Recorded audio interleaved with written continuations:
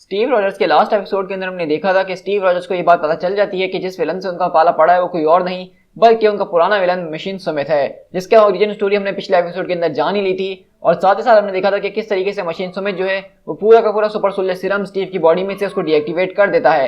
लेकिन वहां पे इन दी एंड मशीन स्मिथ की बनाई हुई मशीन जो कि अनीता होती है, स्टीव रॉजर्स को अपनी साइड पे कर लेते हैं और वो दोनों मिलकर स्टीव के सुपर सोल्जर सीरम को दोबारा से रीएक्टिवेट करने में सक्सेसफुल हो जाते हैं। और अब यहाँ से हम देखते हैं कि स्टीव रॉजर्स और अनीता दोनों मिलकर मशीन स्मिथ के बेस के ऊपर जा रहे हैं जहां पे उसको ये सब करने से रोका जा सके। तो अब आगे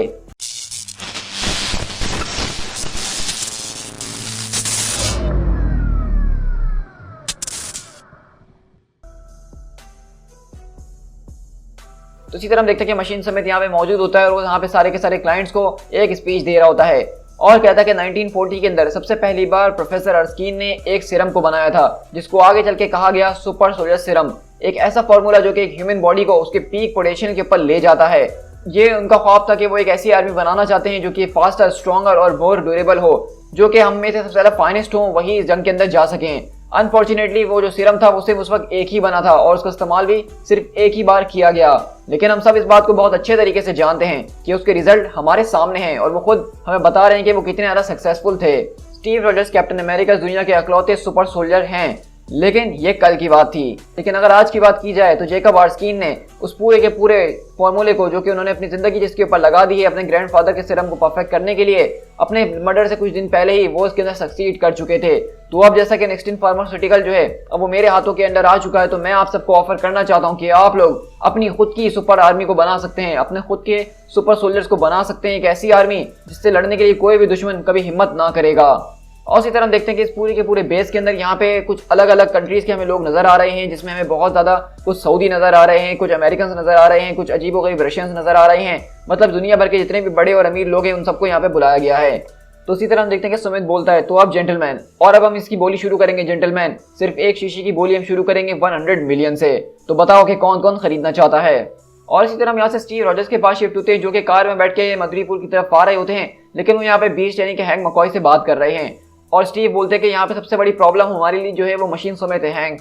तो कहता है कि हाँ तुमने ठीक कहा, क्योंकि अगर तुम उसकी रोबोटिक बॉडी को डिस्ट्रॉय कर भी देते हो तो वो अपनी कॉन्शियसनेस को किसी और करीबी डिवाइस के अंदर जो है ट्रांसफर कर सकता है। तो वहीं से स्टीव बोलते हैं कि हाँ ये तो बहुत ही बुरा होगा, लेकिन कम से कम हम उसको उस फॉर्मूले के साथ तो वहां से भागने नहीं दे सकते हैं।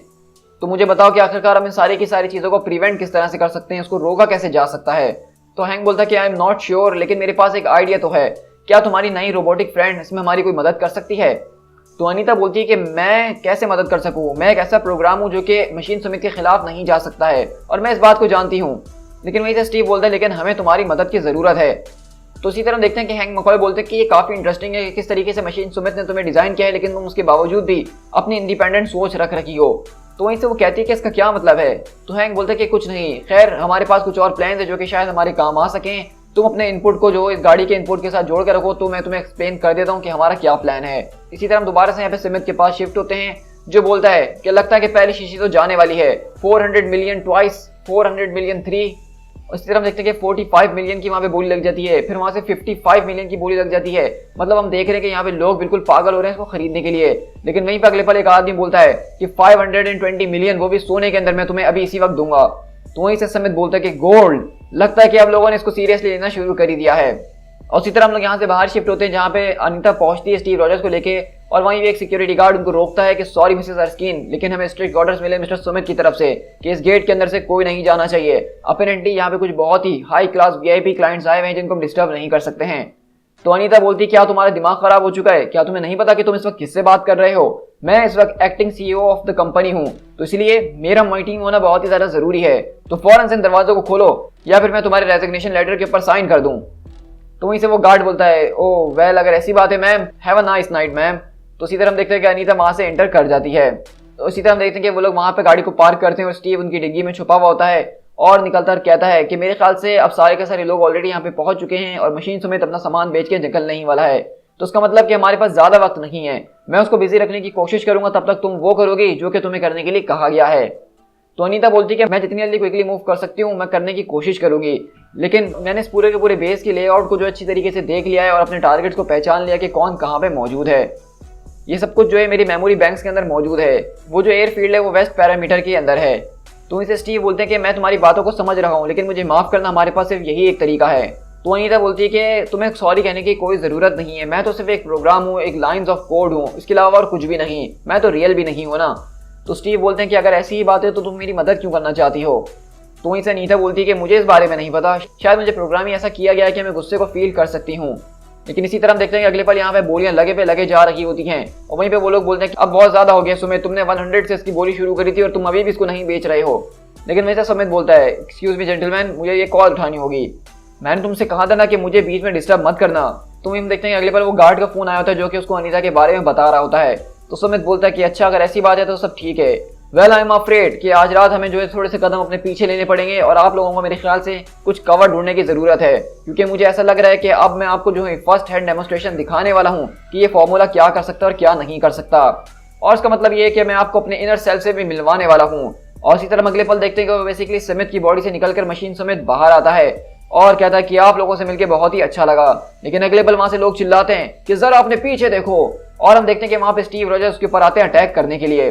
लेकिन इसी तरह हम देखते हैं कि यहाँ पे स्टीव के अटैक के लिए वो पहले से रेडी था और उसको पता था कि यहाँ पे ऐसा कुछ होने वाला है। लेकिन स्टीव बोलते हैं कि अब चाहे कुछ भी हो जाए मैं यहाँ पे चांस नहीं ले सकता हूँ, और ना ही कोई गलती और ना ही कोई हेजिटेशन। और अगले पल स्टीव अपनी शील्ड के जरिए उसकी गर्दन उसके धड़ से अलग कर देते हैं। तो वहीं से मशीन समेत बोलता है, ओह कम ऑन रॉजर्स, क्या तुम्हें वाकई में लगा था कि ये चीज काम कर जाएगी, सच कहो मुझसे। तो वहीं से स्टीव बोलता है कि नहीं, सच कहूँ तो मैंने कभी ऐसा नहीं सोचा था। तो मशीन सुमित बोलता है कि चलो अच्छी बात है, तुम कम से कम इतने तो स्टूपिड नहीं हो जितने नजर आते हो, क्या मैंने ठीक कहा। और इसी तरह हम देखते हैं कि अगले पल मशीन सुमित जो है वो बेसिकली अपने आसपास की जितनी भी डिवाइसेस होती है उसमें एक एक करके जंप कर रहा होता है और स्टीव उन सारी की सारी डिवाइसेस को बर्बाद कर रहे होते हैं ताकि वो यहाँ से कहीं निकल ना सके। लेकिन यही देखते हैं कि हम करीब में बेसिकली जबरदस्त तरह के ड्रोन्स वगैरह भी मौजूद होते हैं, कुछ रोबोटिक्स होते हैं जिसके अंदर मशीन सुमित उनको हैक करके घुस जाता है और स्टीव के ऊपर जबरदस्त तरीके से अटैक्स कर रहा होता है। लेकिन स्टीव रॉजर्स भी उनके सारे के सारे हमलों से बच रहे होते हैं और उसको आखिरकार उसकी सारी की सारी मशीन को बर्बाद कर देते हैं और कहते हैं कि जरा अपनी तरफ देखो, अब सिर्फ तुम और मैं हूं मशीन सुमित। तो मशीन सुमित बोलता है कि इतना भी ज्यादा रेडिकुलस बनने की जरूरत नहीं है, हे आखिरकार तुमने ये सब किया क्या है, मैं सैटेलाइट से कनेक्ट क्यों नहीं हो पा रहा हूँ, मुझे ब्लॉक करने की कोशिश की जा रही है। तो स्टीव बोलते हैं कि सिर्फ सैटेलाइट से नहीं बल्कि सेलुलर टावर से भी हमने तुम्हें ब्लॉक कर दिया है। और इसी तरह हम देखते हैं कि अनीता वहां पे आती है और कहती है कि अब तुम्हारा काम खत्म होता है बास्टर्ड। और स्टीव बोलते हैं कि देखो तुमने जो स्पेसिफिकली सारे के सारे रोबोट्स बनाए थे हम उसको तबाह और बर्बाद कर चुके हैं, इसके अलावा इस बेस के ऊपर जितनी भी इलेक्ट्रॉनिक सिस्टम से हम उनको भी खत्म कर चुके हैं। तो इसी तरह हम देखते हैं कि अगले पल वहां पे मशीन सुमित मुस्कुराता और कहता है, वेल तुमने अभी तक हर एक इलेक्ट्रॉनिक सिस्टम को बर्बाद नहीं किया है। उसी तरह हम देखते हैं कि स्टीव उसकी उस खोपड़ी को तो बर्बाद कर ही देते हैं, लेकिन अगले पल हम देखते हैं कि वो बेसिकली अपने आप को ट्रांसफर करके अनीता की बॉडी के अंदर आ जाता है और कहता है कि रॉजर्स तुम कितने बड़े फूल हो ना, तुम्हें क्या लगा कि मेरी खुद की क्रिएशन मेरे खिलाफ जाने की कोशिश करेगी और मैं ऐसा होने दूंगा। तो स्टीव बोलते हैं कि हाँ मैंने ऐसा सोचा था, लेकिन उसकी एक वजह थी और वो वजह ये थी कि तुम्हारी क्रिएशन जो है वो अपने आप को सेक्रीफाइस करने के लिए तैयार थी। तो उसी तरह मशीन सुमित बोलते हैं कि क्या मतलब, इससे तुम्हारा क्या मतलब है सेक्रीफाइस, तुमने आखिरकार इस बॉडी के साथ किया क्या है। तो स्टीव बोलते हैं कि अपेरेंटली मैंने इसके अंदर कुछ सिंपल एडजस्टमेंट करी है, तुम्हारे ऑपरेटिंग सिस्टम के अंदर कुछ ज्यादा बड़ा नहीं था। तो वहीं से हम देखते हैं कि वो चिल्लाना शुरू करता है कि तुमने मेरी बॉडी को रिकॉन्फ़िगर करा, ये कैसे हो सकता है। तो स्टीव रॉजर्स बोलते हैं कि मैंने इसको इस तरीके से बना दिया है कि इसके अंदर तो वायरलेस ट्रैफिक जा सकता है लेकिन इससे कुछ बाहर नहीं निकल सकता। और इसी तरह अगले पल हम देखते हैं कि मशीन सुमित जो है अपनी उसी बॉडी के अंदर ट्रैप होकर रह गया अनीता की, और अगले पल अनीता अपनी बॉडी को सेल्फ डिस्ट्रक्ट करके बर्बाद कर देती है। और इसी तरह हम देखते हैं कि वहां पे धमाका जब ठंडा होता है तो स्टीव रॉजर्स उसकी खोपड़ी को उठाते हैं और कहते हैं कि तुम्हारा खेल तमाशा बस अब बहुत हो चुका है, और अगले पल उसको वो टर्न ऑफ कर देते हैं। इसी के साथ वहां पे जो मौजूद सुपर सोलर सीरम होता है स्टीव की नजर उस पर भी पड़ती है और वो उसको उठा के अपने साथ ले जाते हैं। और इसी तरह हम लोग यहाँ से अगले दिन शिफ्ट होते हैं सीक्रेट एवेंजर्स के हेडक्वार्टर के अंदर, जहाँ पे हम देखते हैं कि स्टीव बैठ के अपनी उसी तस्वीर को देख रहे होते हैं। लेकिन इतनी देर में शैरन आती है और कहती है, स्टीव क्या सब कुछ ठीक है। तो कहते हैं कि हाँ शैरन सब कुछ बस ठीक है, मैं अपने पुराने दिनों को कुछ याद कर रहा था।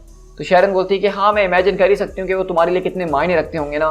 वेल हैंक ने तुम्हारे लिए एक रिपोर्ट को भिजवाई है, लेकिन इसमें एक छोटी सी प्रॉब्लम है। तो स्टीव बोलते हैं कि प्रॉब्लम, किस किस्म की प्रॉब्लम। तो वहीं से हैंक बोलता है कि देखो प्रॉब्लम ये है कि जो चीज़ें तुम यहाँ पे लेकर आए हो जिन सैंपल्स को, वो दरअसल सुपर सोलर फॉर्मूला है ही नहीं। तो स्टीव बोलते हैं कि इससे अब तुम्हारा क्या मतलब है, वो सैंपल्स मशीन सुमित के केस के अंदर मौजूद थे जो कि वो अपने साथ वहाँ पे उसकी बोलियां लगा रहा था, तो वो तो सुपर सोलर सीरम ही होने चाहिए ना। तो हैंक बोलता है कि मैं तुम्हारी बात को समझ रहा हूँ स्टीव, लेकिन मैंने इनके ऊपर मल्टीपल टेस्ट करके देखे, इन वाइल्स के अंदर वो चीज़ मौजूद नहीं है जो कि हम समझ रहे थे। ये सीरम जो है इतना भी ताकतवर नहीं है कि ये एक आसान सा नज़ला जुकाम भी ठीक कर सके, तो लेट अलोन सुपर सोल्जर बनाना, ये तो उसके लिए बहुत दूर की बात है। तो स्टीव बोलते हैं कि देखो यार मुझे कुछ समझ में नहीं आ रहा है, मतलब अगर ये सुपर सोल्जर सीरम नहीं है तो इतना ज़्यादा तमाशा किस चीज़ के लिए हुआ, और मुझे ये समझ में नहीं आ रहा कि हमारे इस पूरे के पूरे मिशन का फिर आखिरकार मकसद क्या हुआ। और इसी तरह हम लोग यहाँ से कहानी के एंड की तरफ यानी एपिलॉग पे शिफ्ट होते हैं, जहाँ पे हम देखते हैं कि गाड़ी के अंदर एक आदमी बैठा हुआ है जिसके मुंह पे एक बड़ा सा स्क्रैच है, जिसको आप देख के समझ ही गए होंगे कि वो कौन है। लेकिन मैं आपको बताता चलूं कि दरअसल ये वही डायरेक्टर थॉन ड्रेक है जिसको हमने सीक्रेट एवेंजर्स वाले इशू में देखा था, जो कि शैडो काउंसिल का हेड है। और वो बोलता है तो तुम्हारे हिसाब से चीजें आखिरकार काम करी गई। तो दूसरा आदमी बोलता है कि इंडीड हमारा सारा का सारा काम हो चुका है और हमें स्टीव रॉजर्स का जो ब्लड सैंपल चाहिए था कंपैरिजन के लिए वो हम हासिल कर चुके हैं। तो वहीं से थॉन ड्रेक बोलता है इस चीज पर मुझे काफी शर्मिंदगी महसूस हो रही है कि तुम्हें ये सब करने के लिए मशीन सुमित का सैक्रिफाइस देना पड़ा। मुझे लगता है कि तुम भी इसके ऊपर शर्मिंदा होगे प्रोफेसर आर्स्कीन। और इसी तरह देखते हैं कि बेसिकली यहाँ पे कोई और नहीं बल्कि वही प्रोफेसर आर्स्कीन मौजूद है जिसको हमने देखा था कि पहले एपिसोड के अंदर गोली लग गई थी और वो मर चुका था। लेकिन अब हम देख रहे हैं कि बेसिकली आर्स्कीन जो है वो बेसिकली थॉन ड्रेक के साथ मिला हुआ है और कहता है कि परवाह करने की कोई जरूरत नहीं है डॉक्टर थॉन ड्रेक। और वैसे भी हम यहाँ पे मशीन समित की बात कर रहे हैं, वो कभी सच में मरता ही कहाँ है। और इन सबको करके हमने स्टीव रॉजर्स को तो ये यकीन दिला दिया है कि वो अपने मिशन में सक्सेसफुल हो गया है, उसको लग रहा होगा कि वो जीत चुका है। और ये बहुत अच्छी बात है क्योंकि अब वो हमारे मामले में टांग नहीं अड़ाएगा और उसको लगेगा कि सब कुछ ठीक हो चुका है। तो हम देख रहे हैं कि बेसिकली आर्स्कीन का जो असल पूरा का पूरा मिशन था वो ये था कि उसको दरअसल स्टीव रॉजर्स का ब्लड सैंपल चाहिए था, न जाने किस चीज के लिए। और इसके लिए हमने देखा कि वो किसी और के साथ नहीं बल्कि डायरेक्टर थॉन ड्रेक के साथ काम कर रहा है। और अगले बार थॉन ड्रेक बोलता है एक मिनट, क्या ये वही है जिसके साथ हमें करना है? तो आर्स्कीन बोलता है कि हाँ ये वही है, सब्जेक्ट 12 जिसकी उम्र 17 साल है, ये ऑलमोस्ट रेडी हो चुका है। तो वहीं से थॉन ड्रेक बोलता है और तुम्हारे मुताबिक इसकी एग्जैक्ट हिस्ट्री बिल्कुल वैसी है जिस तरह रॉजर्स की हुआ करती थी उसके बचपन के अंदर। तो वहीं से आर्स्कीन बोलता है कि हमने इस बात को मेक श्योर करा कि ये बिल्कुल स्टीव रॉजर्स की तरह हो। 2 साल पहले इसकी मां चल बसी थी और उसकी जिंदगी बहुत ही ज्यादा टेरेबल बन चुकी है, ना उसके पास पैसा और ना ही कोई काम करने के लिए। तो थॉन ड्रेक बोलता है कि तुम्हारा बहुत ही बढ़िया प्लान है आर्स्कीन, ये तो मानना ही पड़ेगा क्योंकि हम इस बात को जानते हैं कि ये सीरम अगर सिर्फ स्टीव रॉजर्स के ऊपर काम करता है। तो वहीं से आर्स्कीन बोलता है तो फिर हम और जो है स्टीव रॉजर्स को ही बनाएंगे, ना कि कैप्टन अमेरिका को बनाएंगे। वहीं से थॉन ड्रेक बोलता है कि और इसी तरह बहुत जल्द शैडो काउंसिल की पूरी की आर्मी होगी सुपर सोल्जर्स की। और ये बताओ कि अभी इस वक्त हमारे पास और कितने हैं जिनके ऊपर हम इस तरह से जाके चेक ऑन कर सकते हैं। दी एंड।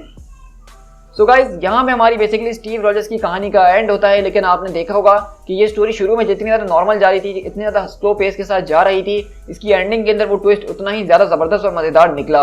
और इसी वजह से मैंने इस पूरी की पूरी स्टोरी को आपके साथ शेयर किया है क्योंकि ये आगे जाके बहुत ज़्यादा इंपॉर्टेंट स्टोरीज के साथ कनेक्ट होगी। क्योंकि अगर आपने सीक्रेट एवेंजर्स की सीरीज देखी है जो कि मैंने इससे पहले ही शेयर करी थी, तो आप जानते हैं कि वहाँ पे डायरेक्टर थॉन ड्रेक जो है वो कोई खतरनाक किस्म की तोप चीज़ है। यानी कि वो एक पूरी की पूरी एजेंसी को चला रहा है जिसके अंदर उसने निक फ्यूरी के क्लोन को भी भर्ती किया हुआ है जिसका नाम मैक्स है। और उसके इरादे जो है वो बहुत ही खतरनाक किस्म के कोई नजर आ रहे हैं। और अब हमने देखा कि किस तरह से आर्स्कीन के साथ इसने पूरा का पूरा प्लॉट चला जिसमें उनको सिर्फ स्टीव रॉजर्स का ब्लड सैंपल लेना था क्योंकि वो लोग इस तरह के बच्चे ढूंढ रहे हैं जिनकी हिस्ट्री बिल्कुल स्टीव रॉजर्स जैसी है, जिनकी कहानी बिल्कुल स्टीव रॉजर्स जैसी है, और वो उनको सुपर सोल्जर सीरम देके कैप्टन अमेरिका बनाने की कोशिश करेंगे। तो यहाँ से स्टोरी यार काफी ज्यादा इंटरेस्टिंग होने वाले हैं आगे चल के। तो मैं आपसे यही सजेस्ट करूंगा कि आप मेरी इस चैनल की हर एक वीडियो को लाजमी देखिएगा ताकि यह सारा का सारा स्टोरी यार आप डिटेल में समझ सकें। सो गाइस आई होप कि आपको ये स्टोरी यार काफी ज्यादा पसंद आया होगा। तो वीडियो के नीचे कमेंट करके मुझे जरूर बताइएगा कि आपको ये स्टोरी यार कैसा लगा और मेरे एक्सप्लेनेशन का तरीका आपको कैसा लगा। साथ ही साथ अगर आपको ये वीडियो ज्यादा ही पसंद आई है तो अपने दोस्तों के साथ शेयर करना बिल्कुल भी मत भूलिएगा। और अगर आप चैनल पे फर्स्ट टाइम आ रहे हैं तो चैनल को जरूर सब्सक्राइब करके बेल आइकन जरूर दबाइएगा। साथ ही साथ मुझे फेसबुक और इंस्टाग्राम पे फॉलो कर लीजिएगा जहां पे मैं अपने चैनल के हवाले से और मार्वल कॉमिक्स और मार्वल सिनेमैटिक यूनिवर्स के हवाले से भी अपडेट्स को शेयर कर ही रहा होता हूँ। So guys this is P tiger, मिलते हैं अपनी किसी और वीडियो के साथ। Till then thank you so much.